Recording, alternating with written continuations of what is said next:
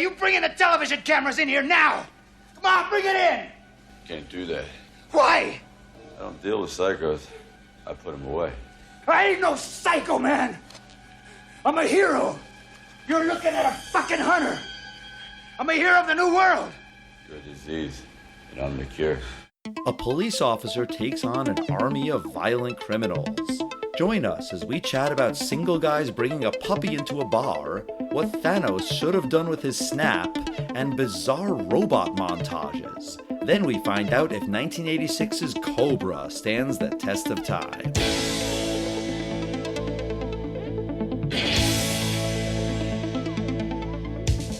Test of time, James and Alan have their say. Do the movies you love still hold up today?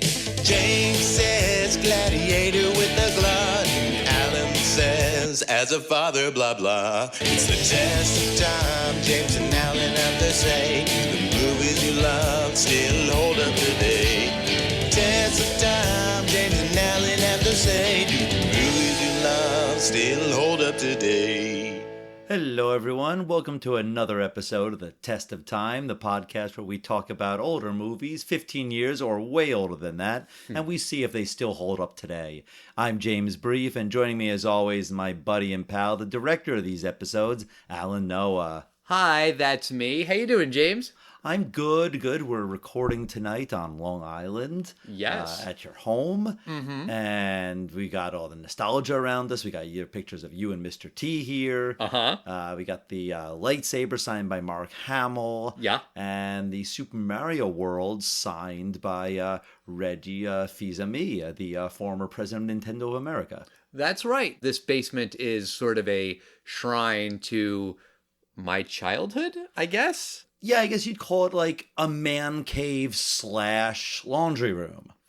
It's my office. This is where I work. This is our guest room when people come to stay. This is my workout room.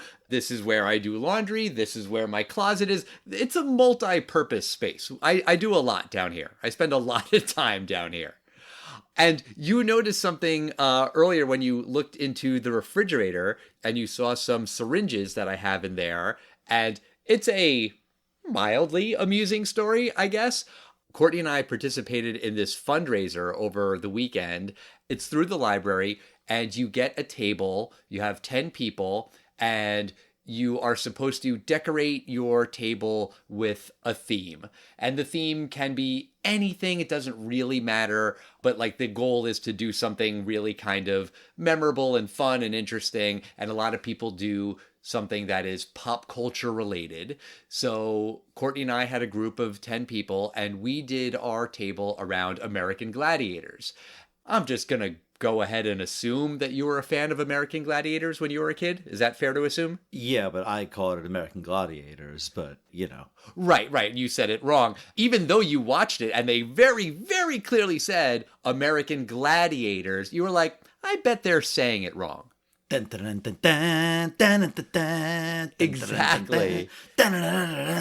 And they had names like Laser and Blaze, Siren. I think Siren was deaf, right? She was. That is correct. Yes. And Turbo. And, right. I mean, in my childhood, I wanted to do Double Dare. I wanted to do that. My brother was on Double Dare. I haven't talked about that really. Wow. There was a game show called Funhouse that I want to do so bad. I remember that. And then the final thing I want to do is I want to do American Gladiators, the thing where you had to dodge the tennis ball gurney. Yeah. What was that thing called? Gauntlet. That was the gauntlet? Okay, yeah, that thing was fantastic. Yeah. So you get the reference, and the syringes were shots. They were kamikaze shots, and, you know, it's a steroid joke. Get it? Shots, ha. And we were giving out those shots so that maybe people would vote for us in the contest. We did not win, by the way. The table that did win, their theme was Willy Wonka. They built a goddamn Wonkavator, like a full-scale Wonkavator, you know, from the end of the movie when they go shooting out of the thing. I mean, it didn't fly, obviously, but it was like a really large thing that had lights and stuff. And like, I saw them rolling that up to the library. I was like, well, we lost. It was a full fucking Wonkavator.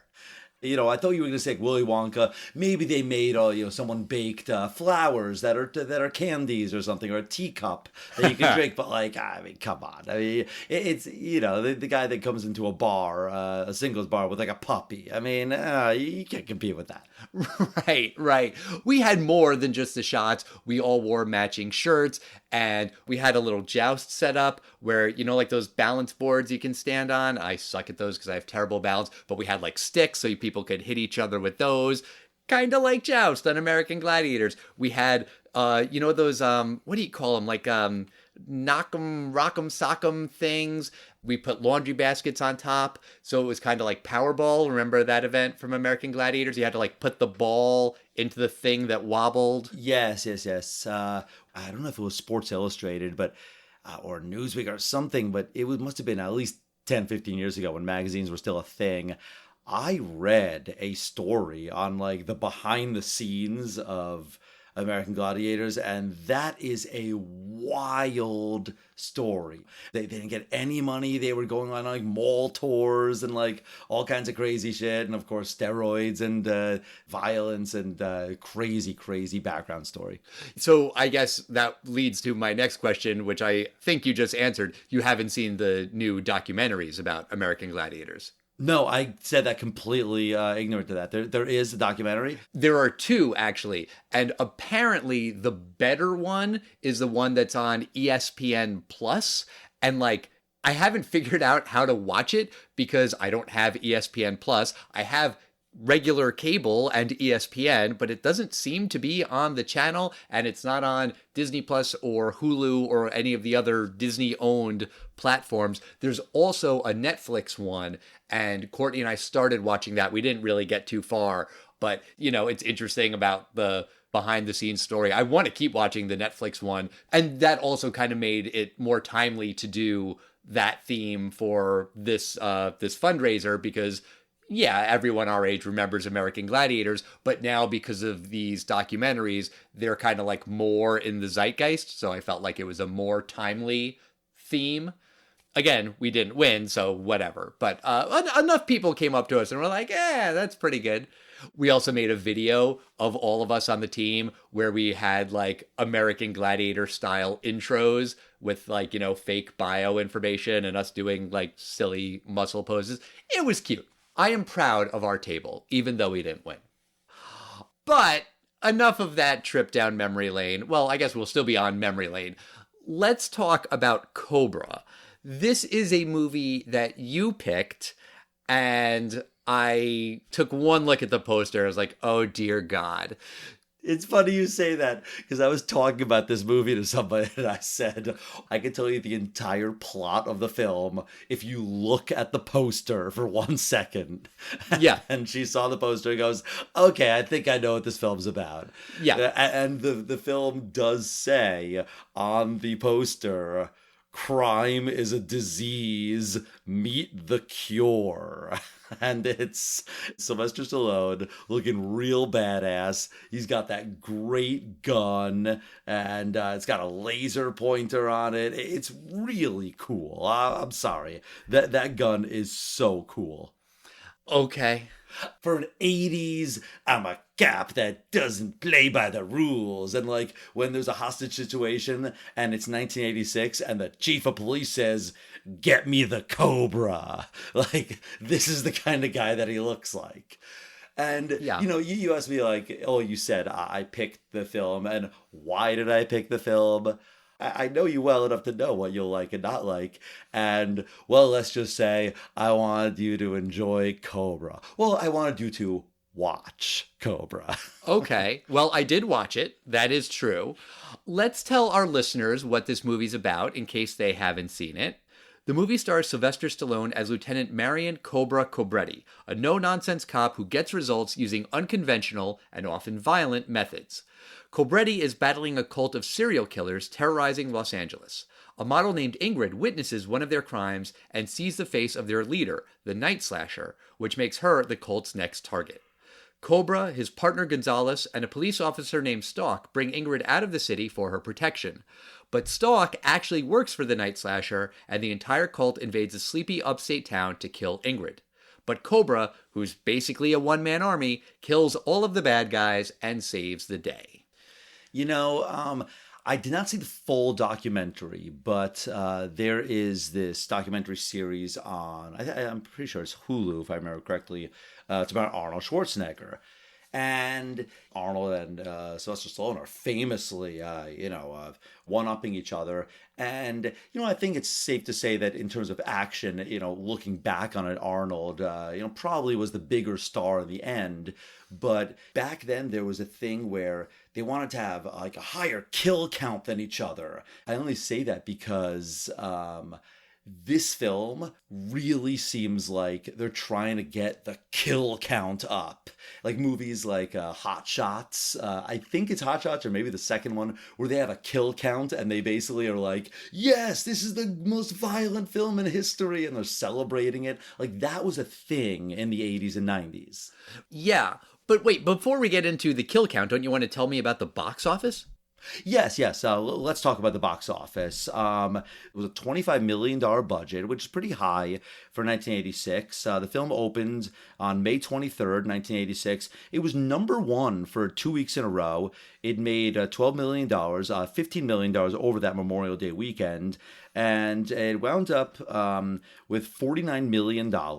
It was the number 15 film of 1986. So, another solid performance, I guess.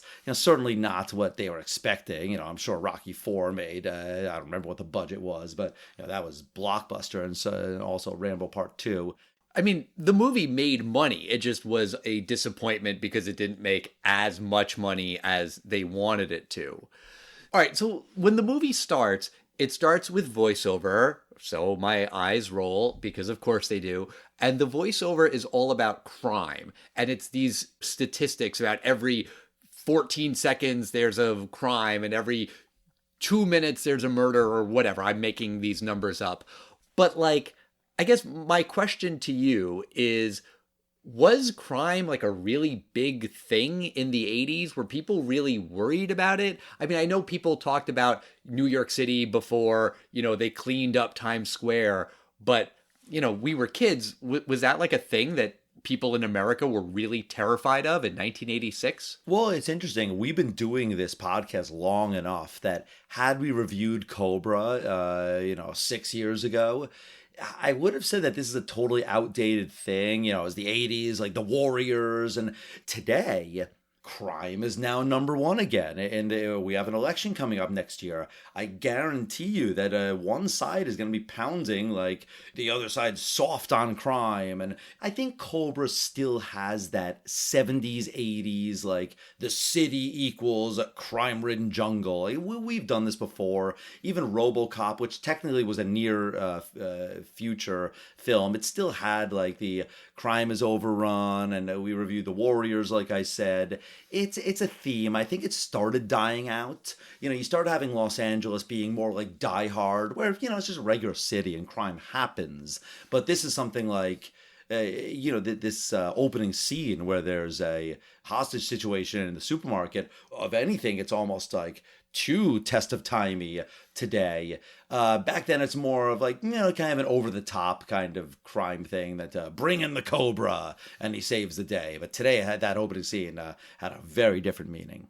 Well, right, because the opening scene is a guy bringing a automatic style weapon. I don't really know a lot about guns, and I am happy to sound ignorant when talking about guns. But like an automatic style weapon into a supermarket, and what? I know you say you don't know anything about guns. It was a shotgun. It was a shotgun? Maybe he had another gun, but he definitely had a shotgun because that guy that runs away in slow motion, he blows him away with a shotgun. Okay. Unless he had a second gun, but I mean, even if you don't know anything about guns, you don't know the difference in a shotgun and an automatic weapon. I could have sworn he had an automatic too. Maybe he came in with an automatic. That's possible. Okay. Yeah, I mean, you're definitely right. The one guy who he kills, he does kill with a shotgun. Whatever reason, I had it in my head that it was an automatic because I was like, holy shit, that does stand the test of time. Unfortunately, but it's true that people carry these big, huge guns into supermarkets and they start killing. The thing about this scene in the movie that doesn't stand the test of time is that I believe the only person who he kills is the guy who he shoots with the shotgun. He has all of these other guns and he kind of rounds up the hostages, but he doesn't kill wantonly, indiscriminately, which is what you would expect in 2023. There is one woman right when he comes in, he seems to kill her right away. Okay. They don't really show it, and this is a very violent film. You would think they would show as Cobra is coming in, like him kind of having to step over bodies, maybe doing the thing where he puts his finger on the neck. Damn it. But surprisingly, you're right. Like, there isn't as much violence, and I think that's kind of on us, that we're like, I have to think, which horrible mass shooting was the one in the supermarket? But I do remember it was the one in Buffalo. Yeah. And I think like 7 people were killed, or I might be wrong in the exact number, but it was not like one. Yeah. And it's almost like if they were doing this today, I mean, there would easily be half a dozen people being killed, because that would almost be like, oh, it's almost not reported. And I mean this in such a pathetic way that there's so many. Like, you hear one of these statistics that we're recording this in September, and it's one of those things like there probably have been 500 or 600 mass shootings, and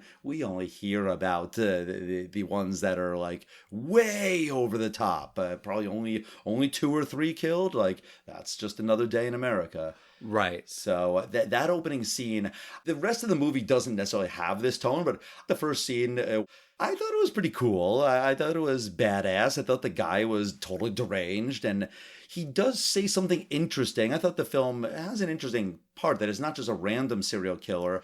It's these people that want to start a new world order. And who is this guy? You don't know. He dies in the beginning. And the first scene was a little more intriguing than I thought would be in this film, that I didn't have as much respect for going in. Well, let's talk about the New World. I believe, and I could be wrong, I don't think they say the words New World Order. I think they just say New World. You're correct. Okay. I'm not splitting hairs to be a pain in the ass. I guess I am. But the reason is that the first time that guy in the supermarket says the New World, I was like, what is he talking about? And he says something about, I'm going to start killing people unless you bring in the TV cameras. And, from a test of time perspective, it's like, well, now he wouldn't need the TV cameras because he could just be live streaming on his phone. But then while Cobra is, I don't know, like eating lunch or something at home, there's a TV reporter on in the background, and they're talking about this serial killer, and it's the Night Slasher. And the information that we glean is that at first, they thought it was one guy, one serial killer, and then Cobra suspects it's more than just one person. But they are only killing people with knives and things that are silent, like no guns, basically. But then the guy who we see in the supermarket in the first scene, he's using a gun. So there was this disconnect where I didn't really follow the whole New World thing. And I really don't think they explained it. Because you could, right? It could be, oh, there's a guy and we think it's just one serial killer because he's only killing people with knives. But then we find out, no, he's got an army of people and there's lots of people killing people with knives. But then they decide, no, we're escalating now. We're not just knives. Now we're guns, and now we're full on terrorists. Like, it could evolve. It could change over the course of the movie. That could happen, and maybe that's what we're supposed to understand, but it is not explained at all. You bring a good point up, because I remember right after the supermarket scene, there's all these reporters coming out, and Cobra walks past all of them. They kind of know who he is. It's very weird, because first of all, the reporters are like, is this related to the Night Slasher? And I'm like, well, I mean, I don't know anything about the Night Slasher, but I would assume the Night Slasher is like a nighttime guy. Right. And this was a grocery store killer, right. Broad daylight, with a gun, not a slashing weapon. Right, exactly. And then there's also something very odd. Obviously today, these things end in one of 3 ways. Usually, The coward's way is these guys just turn the gun on themselves and take themselves out. The cops take them down, capture them, take them down somehow. The cops subdue them. Or third way, which has happened, there's some Samaritan that saves the day. Rarely, unfortunately. It's usually not the good guy with the gun that saves the day. Right. But in the situation where the cops take down one of these school shooters or some good Samaritan in the mall or Walmart, like, takes out the guy, usually in those situations, people are like, all right, good cop. Thank goodness this guy was there, with his hunting rifle or whatever. And weirdly, there's a reporter that's really, really into the rights of the killer that was just killed, because he goes, what are you doing, Cobra? Taking the law into your own hands again? What about his rights? And he didn't have a trial. And it's like, this wasn't Cobra going in and just murdering the guy. He even says, drop it. It was by the book. Forget any kind of thing people might have against cops or whatever, a bad cop in the wrong situation. This was, of all things, the number one thing a cop could have done. He saved all the hostages from a guy that obviously was willing to kill hostages. And he gave the guy a chance to give up. He talked to him. I thought it was incredibly weird. I didn't understand it. Well, I think there's a bigger theme there. But before I get into that, I do also just want to point out that no fucking reporter would say that. That's not what reporters do. They go there to collect information and that's it. Not to inject their own philosophy and say, hey, you shouldn't be doing this. That's not what a reporter does. If someone does that, they are not a journalist, okay? Maybe they work for a newspaper, but probably not for long. So right. That is horrifically inappropriate. But I think the real answer to your question is that is the theme of the movie. And it comes up later when Cobra is talking to Ingrid. Ingrid is like, well, how does this happen? Well, I thought you were supposed to arrest the bad guys. And how are these bad guys on the street? And Cobra says, we take them off the street, but talk to the judge. They put them back on the street. Very test of time. I mean, that's exactly what one side of the political spectrum says. The revolving door courtrooms or something like that. Right. So that is what this movie is saying. This movie is making the point that what you really need is you need these good cops who are just gonna shoot the bad guys. Just let them kill the bad guys. Don't be like that bleeding heart reporter who's worried about the killer's rights. Come on, that's stupid. If there's a shooter, you kill him. The cops need to kill him.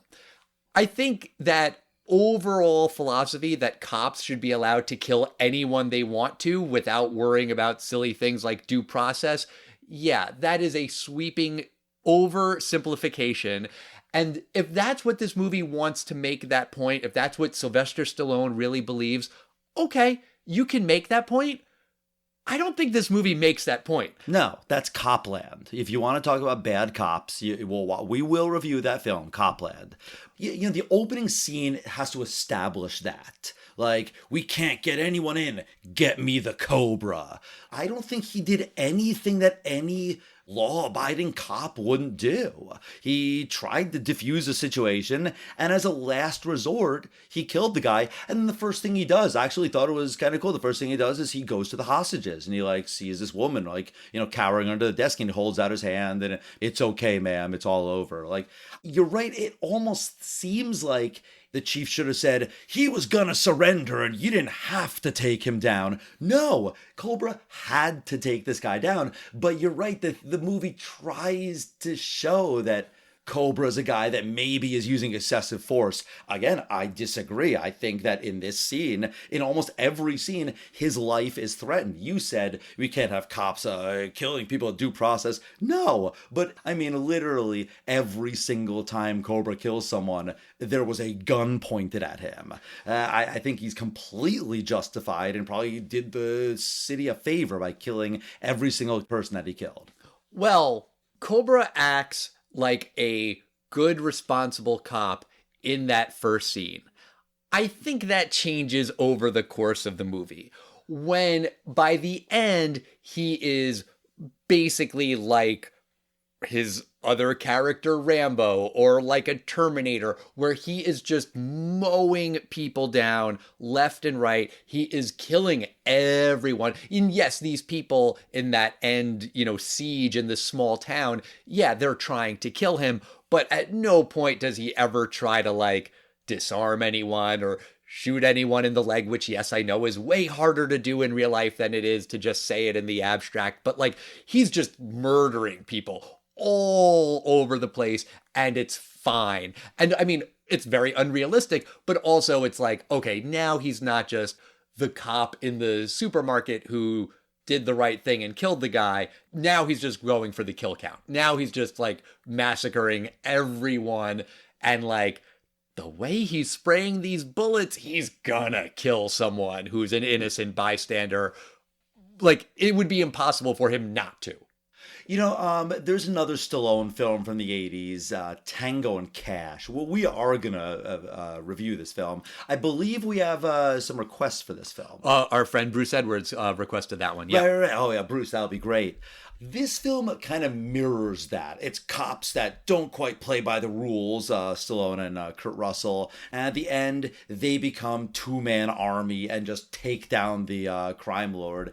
And it's not really explained. Like, there's like a 20-minute shootout. Like, why haven't the cops showed up? Like, this thing at the end of Cobra, there's a lot of gunfire. I mean, this isn't 1886, it's 1986. There aren't smartphones, but there are regular phones. Yeah. Somebody heard that there's a war going on. It's a weird ending. But, circling back to your original question about what do I think about the New World, while not explored well enough, I think it's kind of an interesting premise for the bad guys. How so? Because, I mean, it's one of these just anarchy groups. They're just trying to destroy the structure of the world, and you have this idea done in better forms. I guess Christopher Nolan's Batman trilogy, you have the League of Shadows, that kind of, they're just going to disrupt society. Even in films like Triple X, that Vin Diesel film, like, the terrorists are just like, we just want to fuck up chaos, and we're agents of entropy. I kind of find it intriguing. I mean, you could say a lot of bad things about modern society that are totally messed up about how our priorities and what we do for billionaires and not for poor people. And you could easily make at least an argument for disrupting the society. And then these guys are psychos and they murder. I just don't think they crossed into that interesting part of why they're doing it. Take a famous example, Thanos from Marvel. Obviously, the guy is psycho, wants to destroy half the universe, but at least you understand his motivation. Like, it's too populated. I don't know why he doesn't snap his fingers and double the resources in the universe instead of killing half the people. Right. But, if he has these powers. But whether I agree with him or not, we get the motivation for the villain. And again, I think it's slightly intriguing, but it doesn't go anywhere. I feel like I didn't even get that little bit that you got, because in that news report that I was alluding to earlier, what they are saying is that what the Night Slasher is doing when they're attributing it to one person, it's random. He is just killing random people. Nobody knows where he's going to strike next. And so it seems like what the Night Slasher and what his whole group, the New World, what they're going for is fear. What they want is to just destabilize the society. Nobody is safe. Okay, I don't really understand what the end game is there, but that's what they have done. They have made it so that everyone feels unsafe. Then Ingrid sees the Night Slasher, and then he's like, oh, we need to kill her because she's seen his face. She doesn't even know that he's a Night Slasher, and then they will stop at nothing to kill her. None of that makes any sense. If they're just trying to destabilize the city and the population and just kill randomly, why do they make her the number one target? They put a target on their back by going after her. She can't do anything. There's nothing that she can do that is really going to bring down this entire group, the night slasher, like none of that makes any sense. Yeah, I mean, yeah, it's a typical premise. Someone witnesses a gang murder or some kind of murder, and then there's a chase, and we have to, get rid of that witness. It's a pretty typical crime trope. But I agree with you completely. It's not like she's in possession of the security tape. And most of these guys are wearing like pantyhose on their face and stuff. The main Night Stalker, he isn't, but like he is kind of generic looking. I mean, and like, he doesn't have a distinguishing facial scar. I mean, Right. The actor's fine. It doesn't quite make sense. Right. I bring that up because when you were talking about like, you understand Thanos' motivation, you understand what these people are doing. I didn't understand these guys at all. You mentioned Batman Begins. I was kind of thinking more of the Joker in The Dark Knight, where it's like, he just wants to fuck shit up because that's who he is. And his reason is he kind of doesn't have a reason, but I get it. I understand. This movie, I couldn't follow it at all. Well, I'll tell you, it doesn't really remind me as much of these Agents of Chaos. They're very subtle in what their plan is. It should have been explained a little clearer, but their plan is actually very similar to the... do you remember the plot of 1970 something's Moonraker? What the plot of the villain was? Do you remember what he wanted to do? He wanted to... Eugenics. He wanted to have a perfect society of the most beautiful, the strongest, the most intelligent, and basically make a utopian society like that. These guys, they have a kind of a eugenics thing. They want to cull the weak. They don't really define who the weak is, but that's what they say. That they're basically going to create a new society of the strong, and they're going to kill all the weak. I guess people that can't defend against knives, but it's not made clear. It should be made clear, more clear, but they do say that they're on a mission to like only the strong will survive. Yeah, the Night Slasher says that once at the very end of the movie, like we're strong, we're killing the weak. Like the way you just described it, yes, I understand what you're saying, but that is not said in the movie at all. Right. And like, if his mission is to only go after the weak, all right, then forget about that one lady who saw your face in the dark. Go after the weak people. Also, though, if you really do think that Ingrid is a real threat to this new world, there's a cop, Officer Stalk. She could kill her very easily at multiple occasions, but instead she's like, oh, well, I'll just bring the whole army here to kill her. Like, she's found out. Like, at the end of the movie, they realize that she was working with the Night Slasher. Then she's killed, but even if she's not going to be killed, she's found out her whole double life thing is gone. So if it means that much to her to kill Ingrid, just fucking kill Ingrid. You don't need to bring 800 of these renegade sociopaths to this small town. Right, and it's quite intriguing that there's a cop in on this New World Order. Like, yes, that there should be other people. There should be politicians. This is like Fight Club, that it's everyone. It's your barista, but it's also the president and CEO, and it's everyone is in this. That could have been very interesting. That you kind of got the feeling that in the end, these are kind of like Joker's henchmen. That these are like, they're probably all psycho and they're all crazy. And no, it would have been more interesting. Like if these were intelligent people, maybe a doctor like just starts killing his patients and New World Order or something. I found it intriguing, but it didn't go anywhere. But like this is based on a novel. I don't know if you know that. I did. It's based on a novel that's actually been made into 2 different films. Paula Gosling, she wrote a 1974 novel called A Running Duck. And it was made into this film. And do you know what other film it was made into? I forget the name of it, but Cindy Crawford and one of the Baldwins. Yes, called Fair Game. Right. I can only assume that the novel kind of fleshes out a couple things that aren't quite put into Marion Cobretti's character.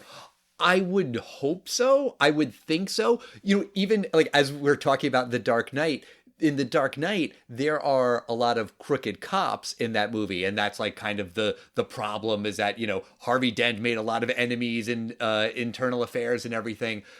I'm pretty sure that like the one cop who turns on what's her name, Rachel, you find out that like she's really broke and her mom's in the hospital, something. I'm probably getting all these details wrong, but like there's a reason for that cop to be working for the bad guys. The woman in this movie, Cobra, she seems to just be in love with the Night Slasher. And I guess that's a good enough reason. But like you're saying, like, oh, maybe there's more to it than that. There isn't. And I think it is worth pointing out that this movie was a lot longer. It was supposed to be 20, 30 minutes longer. And they cut it at the very last minute because Top Gun was a huge hit that year and Stallone was worried about it. So they cut a lot of time from this movie. And I will give them the benefit of the doubt that the movie did make more sense before they started making all of these cuts. Maybe, maybe not. Maybe it was just more guns and violence and, you know, bodies flying every which way. I don't know. But it is certainly conceivable that there was a longer version of this movie where they explained some more of this stuff. Also, just to be clear, you don't have to explain all of this stuff. If you just want to make a movie where Stallone is a cop who just kills bad guys, you can do that. But then don't make this whole new world thing. That's unnecessary. That only confuses matters. And if you're not going to explain it, then don't fucking bring it up. This film actually went through a lot of production. I don't know if you read behind the scenes about it, that Stallone was originally going to be involved with Beverly Hills Cop. Right. But he wanted Beverly Hills Cop to be like a darker film, not like, you know, Eddie Murphy, more laid back. Right. But when he didn't get the Beverly Hills Cop, the vehicle, then he decided he wanted to make another kind of like a dark cop kind of thing. And that's where this came from. He's definitely kind of channeling Dirty Harry here. There's a lot missing too. The motivation of the hero, the motivation of the villain, and exactly why this hero isn't by the book. That's what I'm really missing. He seems like a great cop, and I don't mean like a great cop by his definition of great cop. Yeah, he does a one-man army at the end, but still kind of saves the city, I guess. The movie ends with one of the chiefs that was kind of, very suspicious of Cobra. Like, Cobra, I don't like your violent methods. And then at the end, he does the typical, like, all right, Cobra, you did save the day. And Cobra punches him in the face. But it's not the satisfying punch like at the end of Die Hard when Holly punches the reporter in the face. Why was that chief so mad at Cobra? I don't get it. That character is just stupid. And apparently there was a version where that guy was the real Night Slasher. He was the real ringleader of the whole thing for some reason. That doesn't make any sense. Punching him doesn't make any sense. None of it makes any sense. Stallone wrote this movie. So if Stallone really believes that cops should be allowed to kill bad guys and that we don't need any more of these fucking pussy liberals telling cops that they can't kill people, and we don't need these reporters asking all these questions about rights. Cops should be able to kill whoever they want. I don't agree with that philosophy, but this movie doesn't tell that story. The movie doesn't make you, the audience member, think, yeah, man, he should have killed more people. Like, no, Cobra kills a whole lot of people. And also, like, explain it. Like, give Cobra a backstory that Cobra was a cop who didn't kill just every suspect that he saw. That's how you open the movie. Open the movie with young Cobra. All right. Young Cobra is at a situation. There's a guy with a gun robbing a convenience store, and Cobra's like, all right, we're going to take you down. I'm going to bring this guy in. And his partner's like, no, fuck it. Kill him. Who cares? I want to get home. My wife got some new lingerie. Just fucking kill the guy. Who cares? And Cobra says, no, we don't do that. We arrest him and we bring him in. And then what happens? Some liberal fucking judge lets that guy out. And then that guy kills Cobra's wife. Now Cobra wants to kill everyone. Now I understand why he is the way he is. I understand his philosophy. I might not agree with it, but I get it. But just like he starts the movie as he kills everyone, he ends the movie, he kills everyone.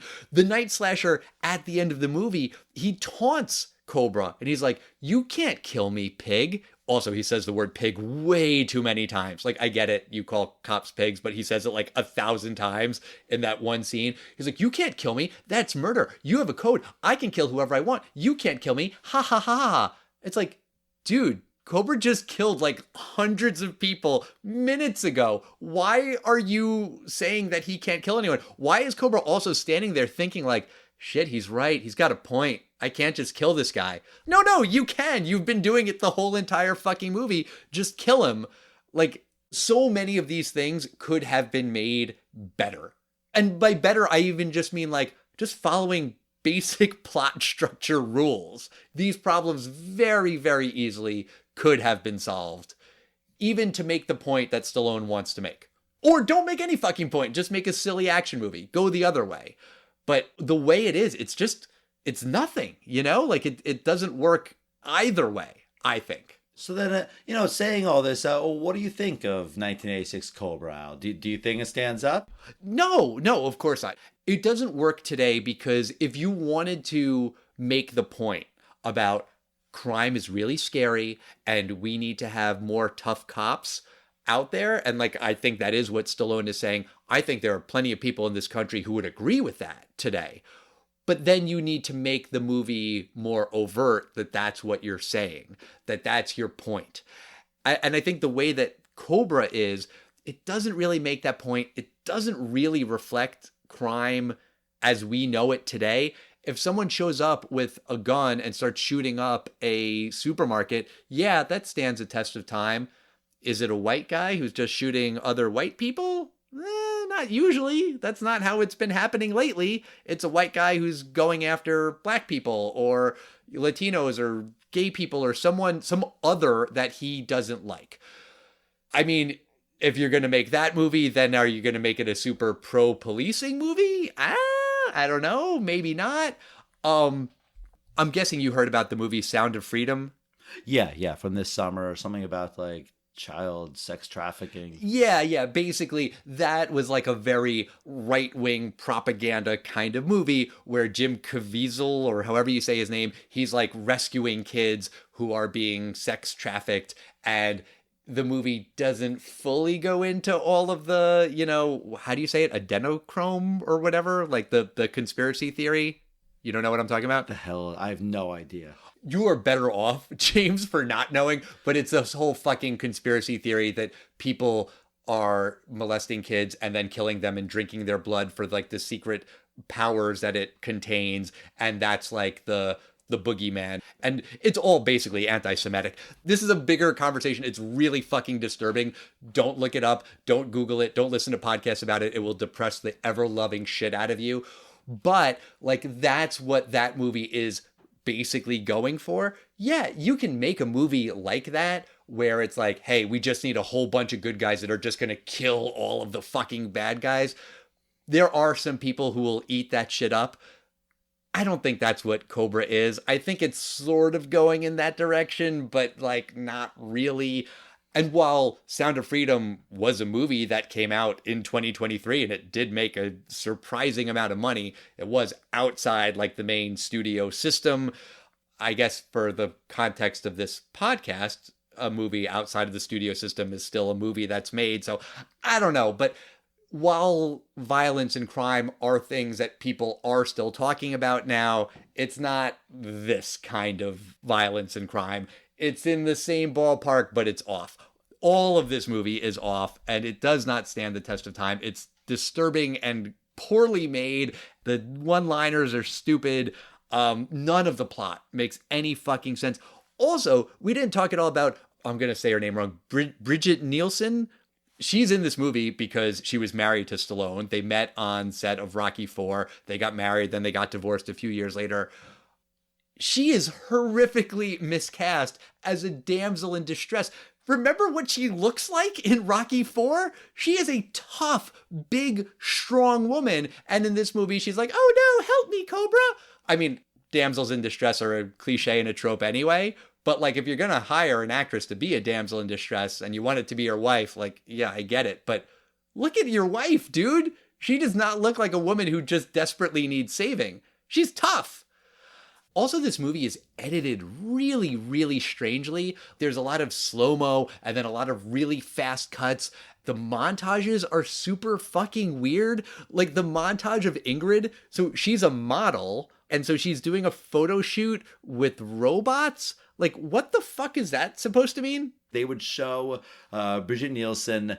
She's beautiful and she's doing the typical like fashion show, and it shows her and it shows the lighting, it shows that umbrella that lights up, it shows the cameraman, more, that whole thing, and then it shows a robot head, not in the photo shoot, and I'm like, what the fuck was that? Right. And then more model, photographer, makeup, robot head. And then eventually they show more of the robot. I think she does interact with it and like she like stands in it, but it's so weird how they present that, how they edit that. Yeah.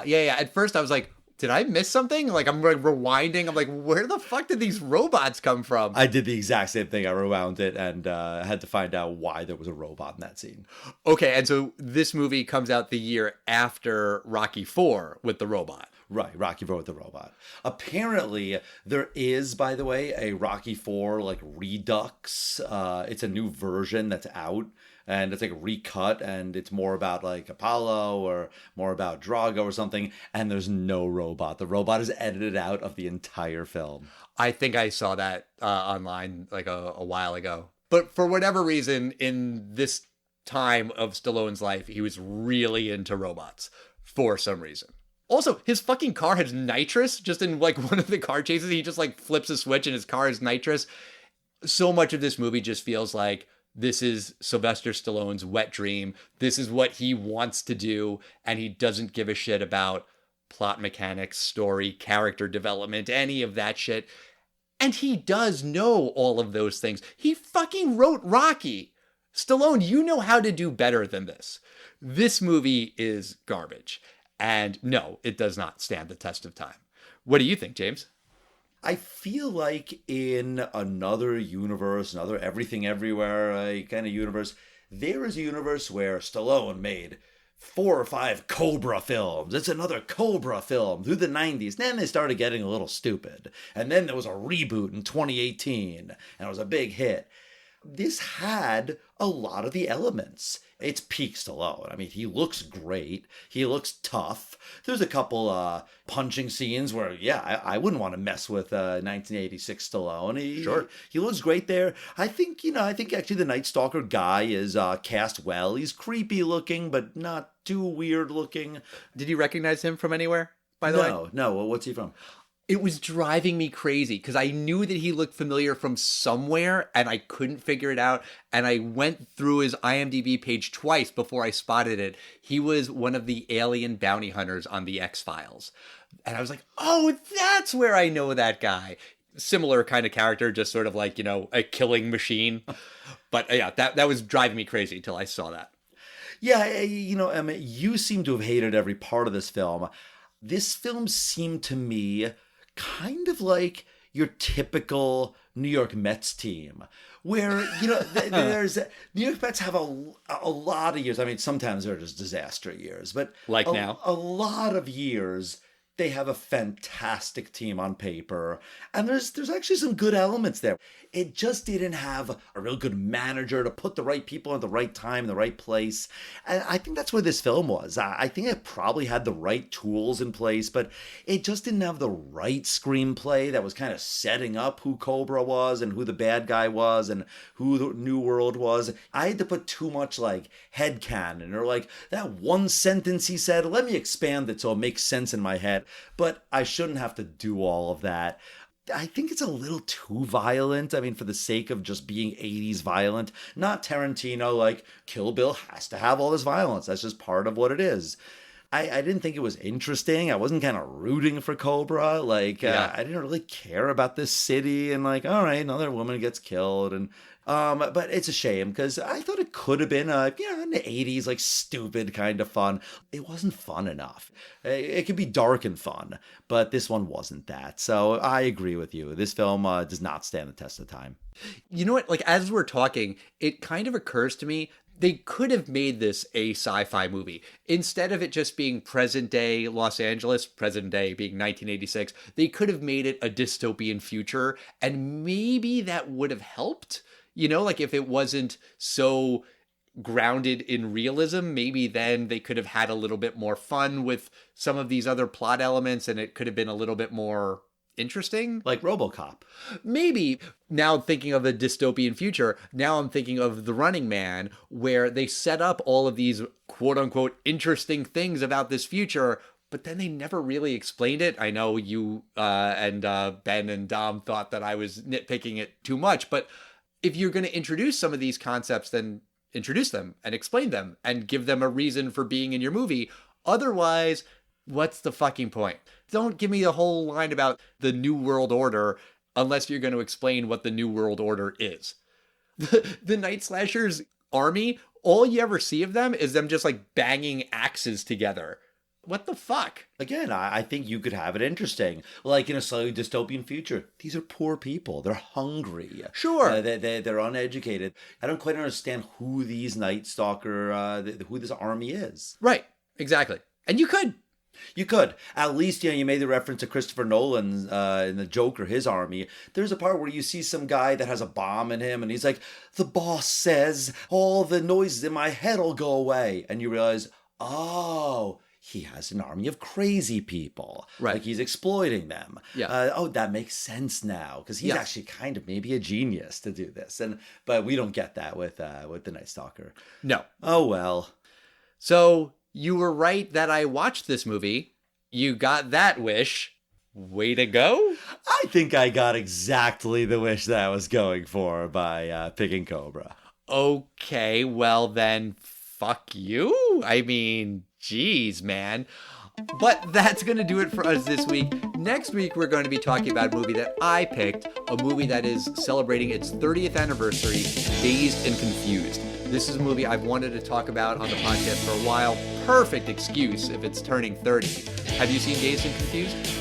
Yeah, I've seen it once before, maybe clips here and there. Okay, all right. Well, that'll be an interesting one to discuss. In the meantime, we want to hear from you guys. Please write to us. We are on Facebook, X, Instagram, Threads. We are at TestingTimePod. You can email us at testingtimepodcast@gmail.com. And we'll see you next time, everybody. Bye.